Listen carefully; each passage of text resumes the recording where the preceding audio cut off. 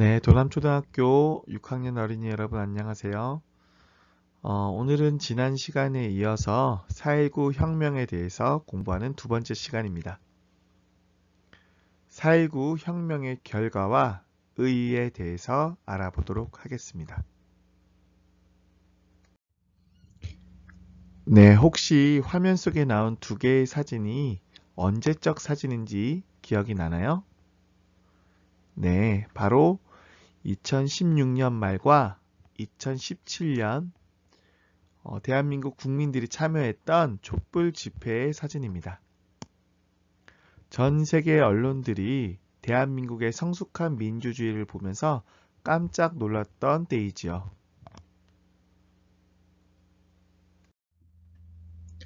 자, 그렇다면 4.19 혁명과 촛불 집회 사이에는 어떤 공통점이 있을까요?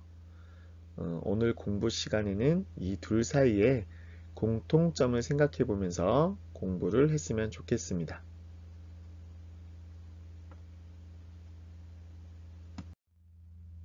네, 4.19 혁명의 결과를 살펴보기 위해서 4.19 혁명의 과정을 다시 한번 돌아보도록 하겠습니다. 이승만 정권의 부정부패에 대항한 대구의 학생들의 시위가 일어났습니다. 3.15 부정선거 이전에도 이승만 정부에 대한 불만이 얼마나 높아져 있는지를 알 수 있는 사건이 되겠습니다.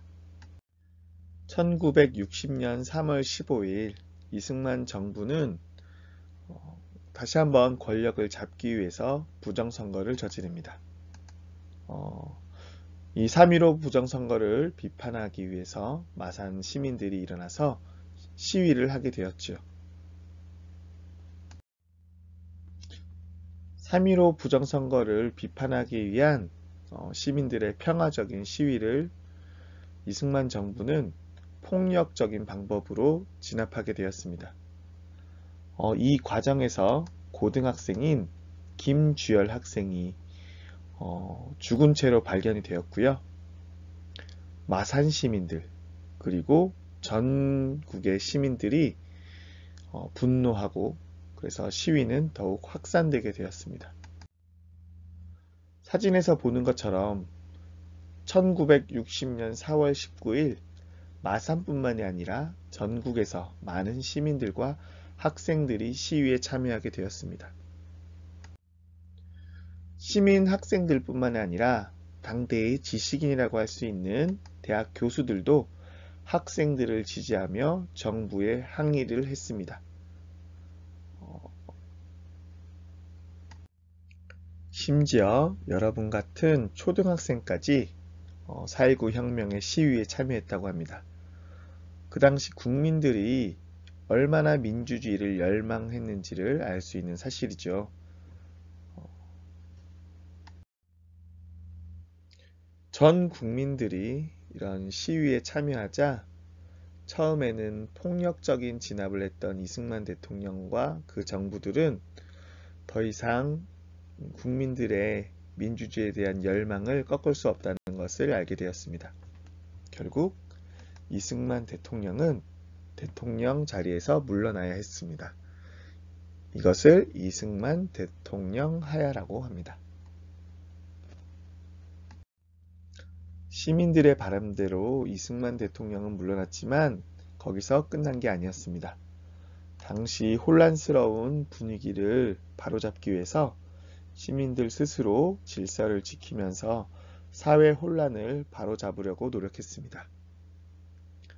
민주주의를 위해서 국민 스스로가 시위를 통해서 평화적인 시위를 통해서 바로잡으려고 했다는 점, 그리고 혼란스러운 질서를 스스로 극복하기 위해서 노력했다는 점이 촛불 집회와 4.19 혁명의 공통점이라고 할 수 있겠습니다. 자, 그렇다면 4.19 혁명의 결과를 살펴보도록 하겠습니다. 먼저 이승만이 대통령 자리에서 물러나게 되었죠. 그리고 3.15 부정선거는 무효가 되었습니다. 국민들은 올바른 민주주의 사회를 만들려고 노력하게 되었습니다. 결국 재선거가 실시되었고 새로운 정부가 세워지게 되었습니다. 자, 그럼 마지막으로 4.19 혁명의 의의에 대해서 알아보도록 하겠습니다. 여러분 혹시 의의가 무슨 뜻인지 알고 있나요? 의의란 어떤 사실이나 행위 따위가 갖는 중요성이나 가치를 뜻하는데요. 4.19 혁명의 의의를 묻는다는 것은 4.19 혁명이 중요한 이유는 무엇인가요? 또는 4.19 혁명은 우리에게 어떤 가치를 가지고 있나요? 이렇게 질문을 바꿔서 물어볼 수 있겠습니다. 4.19 혁명 과정에서 많은 시민과 학생들이 희생되었죠. 대신에 민주주의에 대한 국민들의 관심이 그만큼 더 높아지게 되었습니다. 또한 민주적인 절차와 과정을 무시하고 들어선 정권은 국민 스스로 바로잡아야 한다는 교훈을 주었습니다. 박근혜 정권의 실정을 잘못된 정치를 바로잡기 위해서 일어섰던 촛불 집회가 바로 4.19 혁명에서 얻은 교훈을 통해서 이루어진 것이라고 볼 수 있겠지요. 자, 그러면 2시간에 걸친 4.19 혁명에 대한 공부를 이것으로 마무리하도록 하겠습니다. 수고하셨습니다.